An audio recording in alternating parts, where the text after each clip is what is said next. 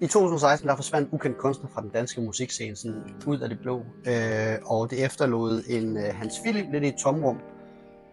Vi hørte ikke noget fra hverken Jens Ole McCoy som producer eller Hans Philip i lang tid. Indtil 2018, bum, hvor han lavede en Beyoncé, tror jeg det er kaldt meget populært, og udgav det her album her. Det er det jeg måske nok vil kalde følelsesporno. Det er et vanvittigt dybt album, hvor han virkelig prøver på at genfinde sig selv efter tiden i ukendt kunstner. Det er lidt noget andet at være en del af en duo, og lige pludselig gå til faktisk egentlig at være soloartist. Hvis du er til Frank Ocean og de her sådan lidt dybere plader, så er det her mega fedt.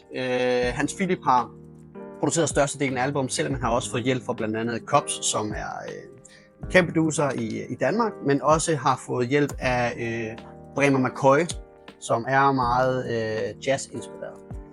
Giv den her et skud, hvis du ønsker Hans Philip. Jeg synes, det er en verdensklasseplade. Vær forberedt på, det er noget helt andet end ukendt kunstner. Giv den et skud. Hans Philip for evigt fra 2019. Virkelig, virkelig fed plade.